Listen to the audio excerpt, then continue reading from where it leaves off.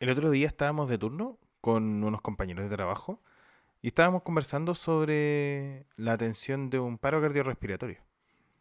Y en ese momento mis compañeros mencionaron de que había sido necesario otro monitor desfibrilador. Y yo pregunté, ¿hubo fallos con el primero? ¿Por qué en un paro cardiorrespiratorio necesitaríamos dos desfibriladores? Y ellos me dijeron, no, es para hacer doble desfibrilación secuencial. Qué boludez.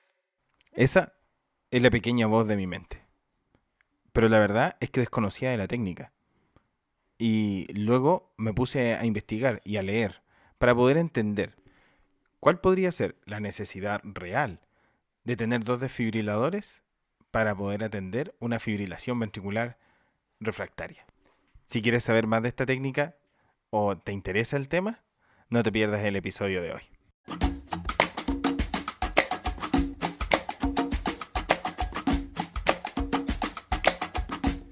Hola nuevamente y muy bienvenidos a este nuevo episodio de Emergencia 24/7. Antes de partir, quiero agradecer a todas las personas que nos han visitado en nuestra cuenta de Facebook, Emergencia 24-7, también a aquellas personas que nos han visitado en Instagram, en Emergencia 24.7 Podcast. Es un gusto poder estar con ustedes hoy para poder hablar de este tema que es muy interesante. Vamos a hablar sobre el rol de la doble desfibrilación secuencial para la fibrilación ventricular refractaria. Para poder desarrollar de buena manera el tema, vamos a partir entonces con las definiciones. Y lo primero es definir qué es una fibrilación ventricular. La fibrilación ventricular es el ritmo de colapso responsable de la gran mayoría de los paros cardiorrespiratorios en población adulta. Es un desorden eléctrico en el corazón que tiene a todo el corazón conmocionado tratando de dominar la actividad mecánica del corazón. Si pudiésemos simplificar el funcionamiento de nuestro corazón, eh, tiene dos elementos. Un elemento eléctrico que está comandado por el aparato éxito conductor, al cual responde todo el aparato mecánico. Es decir, el corazón, para tener una contracción ordenada, organizada, necesita, en primer lugar, un estímulo eléctrico. Este aparato éxito conductor responde de manera autónoma. Puede ser modificado a través de distintos estímulos neurohormonales, sin embargo es autónomo. Cuando este aparato éxito conductor no está funcionando normalmente, en el caso específico de la fibrilación ventricular, es todo el corazón que está mandando desde distintos focos actividad eléctrica. Finalmente, esto condiciona de que no existe una contracción ventricular efectiva y por lo tanto no hay gasto cardíaco. Si esta situación se perpetúa en el tiempo, va a llevar al paciente a la muerte. Para evitar la muerte, lo mejor para la fibrilación ventricular, para tratar la fibrilación ventricular, es aplicar una descarga eléctrica asincrónica, que es lo que se llama desfibrilación. Definamos lo que es la desfibrilación. Es la mantención de un flujo de energía a través del corazón durante un tiempo. Esta energía va a despolarizar todas las fibras miocárdicas, va a resetear el corazón, terminando con este caos eléctrico y dándole la oportunidad para que este aparato éxito conductor, de manera autónoma, retome la actividad eléctrica y por ende la actividad mecánica del corazón, volviendo a tener gasto cardíaco y una circulación autónoma. La desfibrilación es la terapia de elección para las fibrilaciones ventriculares. Sin embargo, mientras vamos a administrar esta desfibrilación, es muy necesario mantener las compresiones torácicas para permitir la perfusión de cerebro y de corazón. Como mencionamos, la fibrilación ventricular consume mucha energía, gasta más ATP que cualquier otro ritmo del corazón. La disponibilidad de energía va a ser determinante para el éxito de la desfibrilación. La única técnica que nos ayuda a disminuir en cierta medida el consumo energético del corazón durante la fibrilación ventricular son las compresiones torácicas de alta calidad. Sin embargo, hay algunos pacientes que no responden de la manera que nosotros quisiéramos a este tratamiento, con presiones torácicas y desfibrilación precoz. Entonces, si analizamos el algoritmo del tratamiento de la fibrilación ventricular, nos damos cuenta que se empiezan a adicionar otro tipo de terapia. Así, si el paciente no responde a una segunda desfibrilación, podemos empezar a administrar vasopresores. Y luego de una tercera comprobación de ritmo donde el paciente se mantiene la fibrilación ventricular, podemos administrar antiarrítmicos. Y luego, en la cuarta comprobación de ritmo, si mantiene la fibrilación ventricular, volvemos a repetir los vasopresores. Y el algoritmo termina en la quinta comprobación, donde si se mantiene la fibrilación ventricular, podemos administrar una segunda dosis de antiarrítmicos.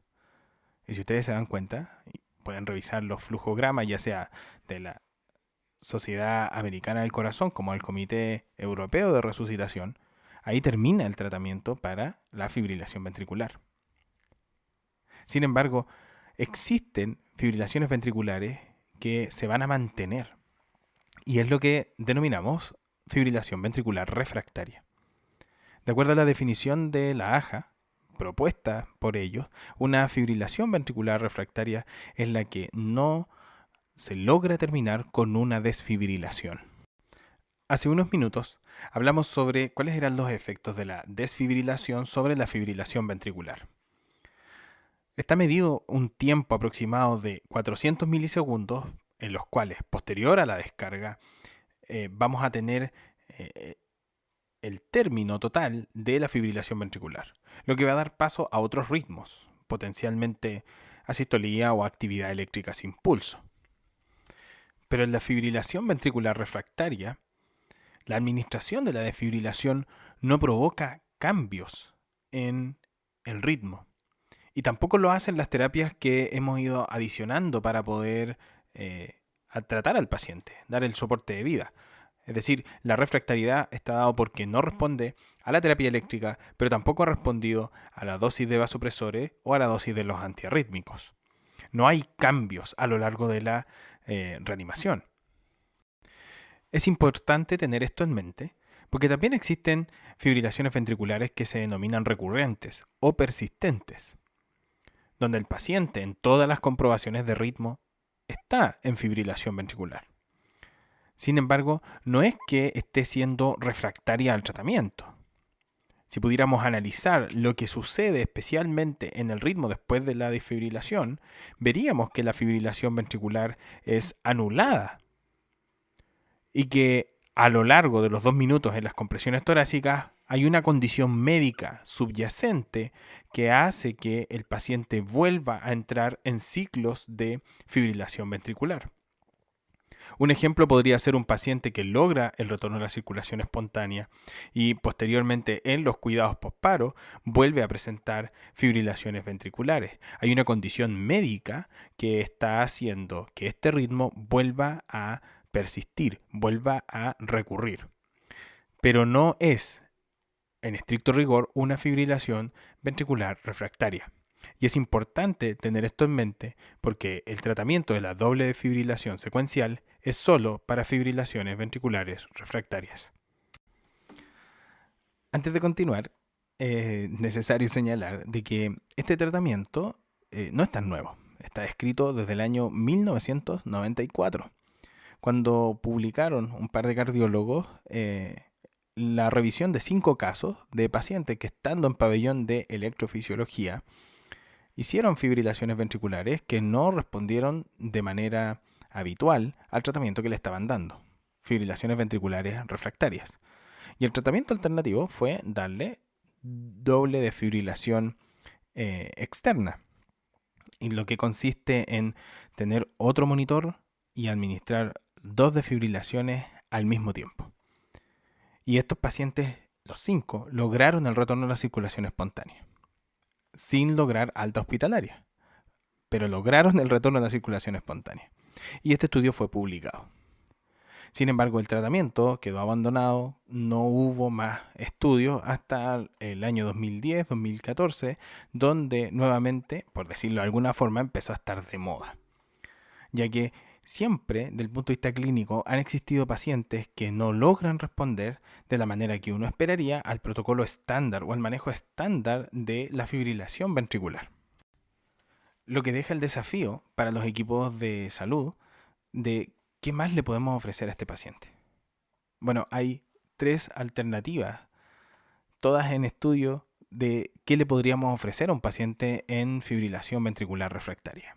La primera es una coronariografía de emergencia para poder determinar si es que la causa de esta refractariedad de la fibrilación ventricular es isquémica. No siempre eso está disponible y es complejo de poder tener en el angiógrafo y durante la reanimación cardiopulmonar al paciente para poder practicar la coronariografía.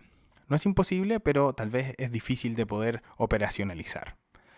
La segunda alternativa es aplicar una doble defibrilación al paciente. Y la tercera es poder utilizar tal vez algún antiarrítmico. Hay varias propuestas sobre infusión de magnesio e incluso beta bloqueos durante la reanimación.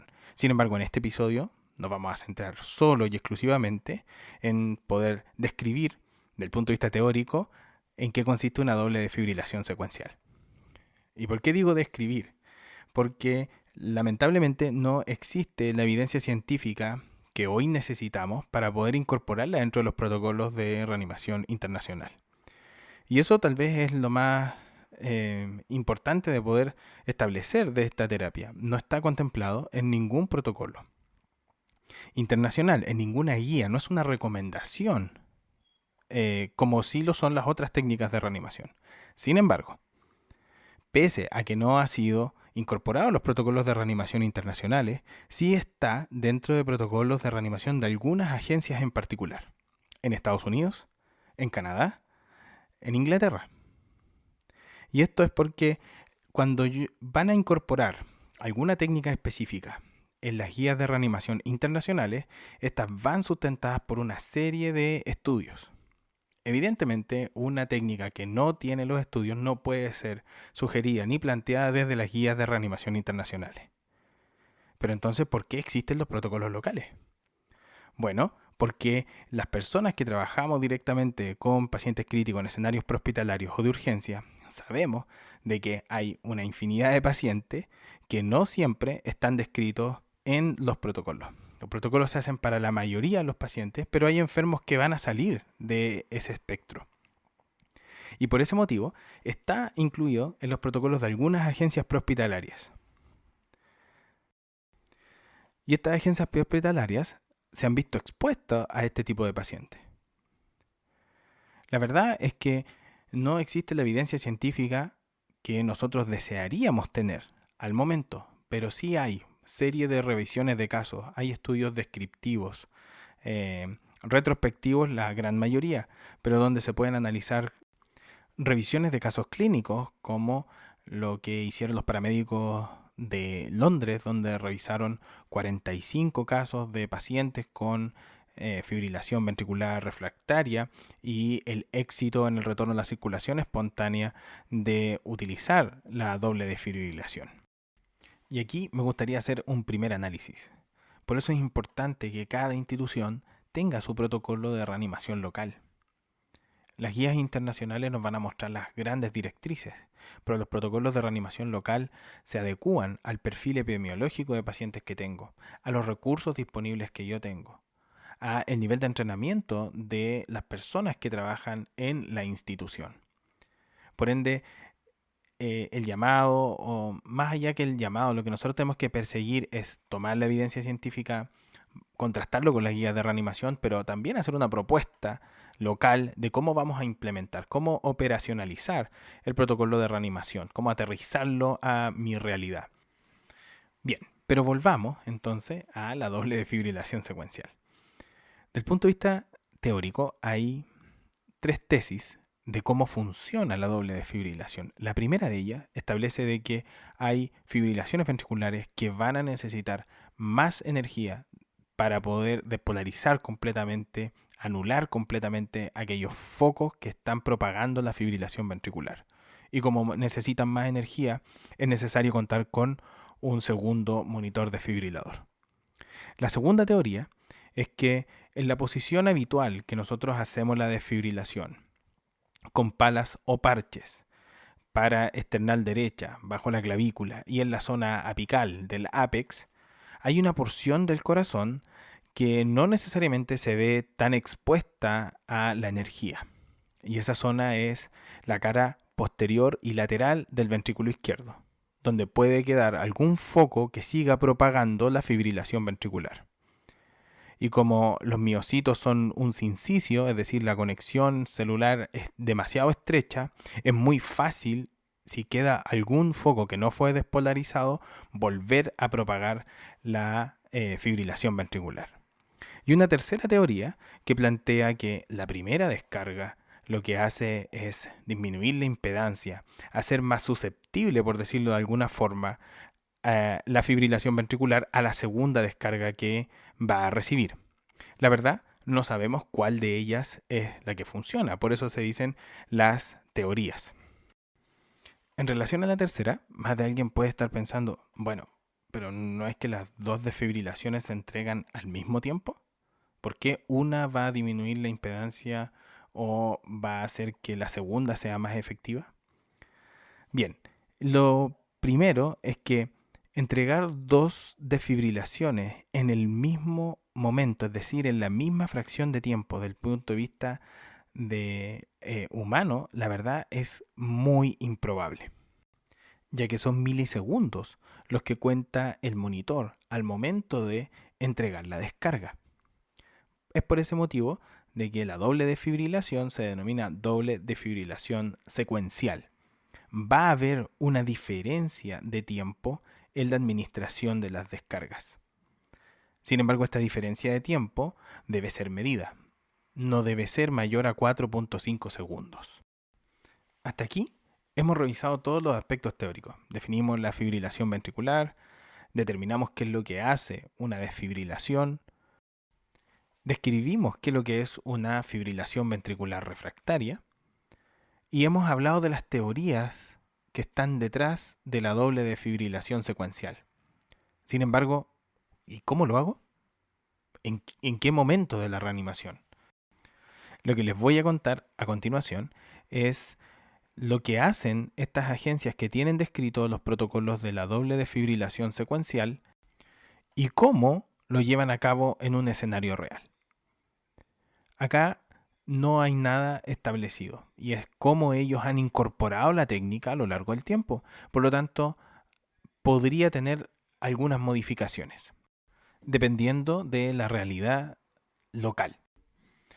Una vez que el paciente ha recibido el tratamiento estándar de la fibrilación ventricular y luego de la tercera descarga, lo que plantean algunas agencias es que ese es el momento para poder hacer un cambio de vector. ¿En qué se traduce el cambio de vector? En utilizar otro par de parches para posicionarlos antero-posterior al paciente. Entonces tenemos nuestros primeros parches de desfibrilación, los cuales están en la zona que habitualmente los utilizamos para esternal derecho y en la zona apical, a los cuales vamos a adicionar este otro par de parches que va a ir antero-posterior, todavía con un monitor desfibrilador. En la tercera descarga, el paciente ya recibió una dosis de vasopresores y una dosis de antiarrítmico. Tratamiento al que hasta el momento la fibrilación ventricular ha sido refractaria.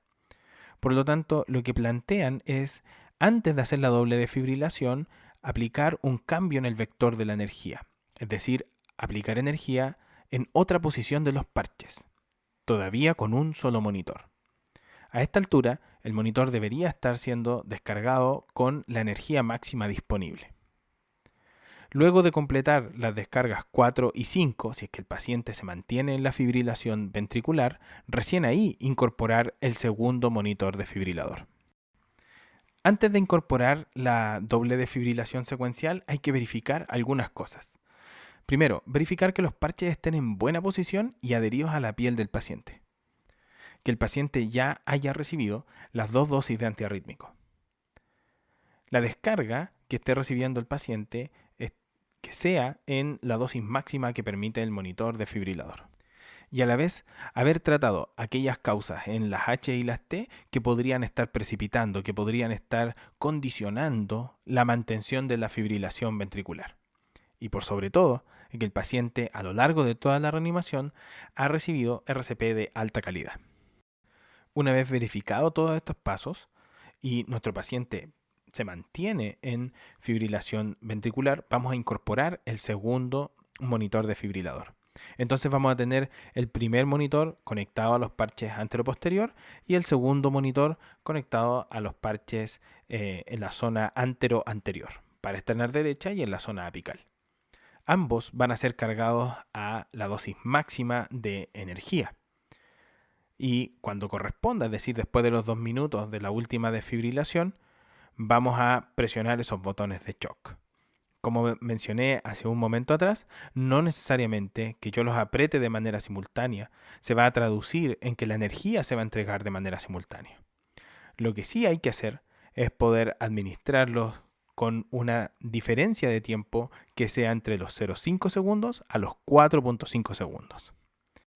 En las notas del episodio les voy a compartir un video donde pueden ver cómo se pueden posicionar los parches y cómo administrar las descargas. Lo que es importante señalar es que una vez que hemos administrado una doble descarga secuencial, todas las descargas que vayamos a administrar a lo largo de la reanimación deben ser dobles. Y saber de que probablemente nos vamos a enfrentar a una reanimación que va a ser algo más prolongada que las reanimaciones normales. Hay revisiones de casos de pacientes que estuvieron en fibrilación ventricular refractaria por más de 1 hora y que aún así lograron retorno a la circulación espontánea con 0 daño neurológico. Lo que significa que vamos a tener que estar preparados para mantener tal vez tiempos de reanimación mayores a los que estamos acostumbrados. Y el último aspecto que es fundamental es que todas estas agencias que han incorporado la doble desfibrilación secuencial dentro del tratamiento de la fibrilación ventricular refractaria tienen muy entrenada a las personas que la van a hacer. La atención del paciente en paro cardiorrespiratorio siempre es compleja. Está llena de desafíos de la escena, del paciente, de cómo se desempeña el equipo de reanimación, etc. Son muchas las variables que están detrás. Por lo tanto, si a eso le vamos a adicionar una técnica a la cual no estamos acostumbrados, probablemente va a entorpecer la calidad de la reanimación y ese no es nuestro objetivo. Lo que nos lleva nuevamente a poner el énfasis en el entrenamiento y en el desempeño de los equipos de reanimación, de manera tal que podamos lograr los objetivos que estamos persiguiendo. El retorno a la circulación espontánea, pero por sobre eso, el mejor outcome neurológico de los pacientes que están en paro cardiorrespiratorio. En la nota del episodio les voy a dejar unos links de algunos videos de entrenamiento y demostrativos que tienen estas agencias para que puedan ver cómo van sincronizando no solo la posición de los parches, sino que la dinámica del equipo con 2 equipos de reanimación. Aparentemente la doble desfibrilación secuencial puede ser una alternativa para los pacientes que no responden de la manera que esperamos al tratamiento convencional de la fibrilación ventricular. Y de hecho, ya está en fase de análisis el primer controlado randomizado que busca comparar 3 tratamientos: desfibrilación estándar, el cambio de vector, es decir, tener parches de desfibrilación en otra posición, y la doble desfibrilación secuencial. Está siendo realizado en atención prehospitalaria en Ontario, Canadá.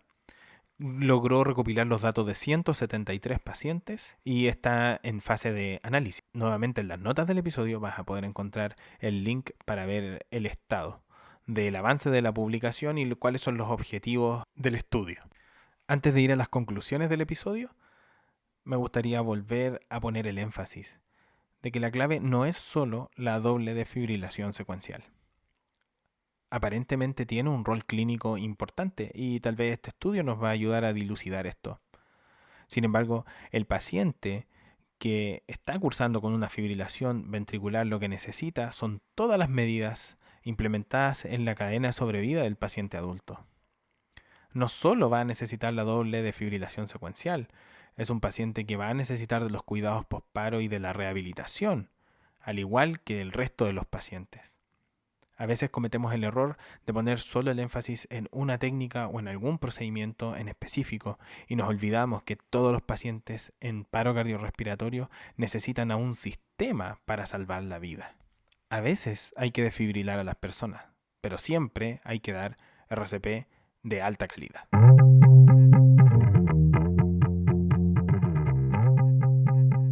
Para terminar, concluir este episodio. Hay algunos pacientes en fibrilación ventricular que no van a responder, como nosotros esperamos, al tratamiento convencional. Y para ello, la doble defibrilación secuencial, desde el punto de vista teórico, puede ser una buena alternativa de tratamiento. Antes de hacerlo, hay que verificar que las técnicas de desfibrilación anteriores hayan sido óptimas, que el paciente haya recibido 2 dosis de antiarrítmico y que el paciente en todo momento ha recibido RCP de alta calidad. Si vamos a utilizar la doble desfibrilación, esta debe ser con 2 monitores desfibriladores iguales, a máxima energía disponible y con 2 pares de parches en posiciones distintas. Estos nunca pueden estar en contacto entre sí. Y no se puede hacer la doble desfibrilación con equipos DEA. Hasta aquí el episodio de hoy. ¿Qué te pareció? ¿Has desarrollado la técnica alguna vez? ¿Habías escuchado de ella antes? Déjanos tus comentarios en nuestras cuentas de Facebook, Emergencia 24-7, y en nuestra cuenta de Instagram, Emergencia 24.7 Podcast. Hasta el próximo episodio. Que estén muy bien.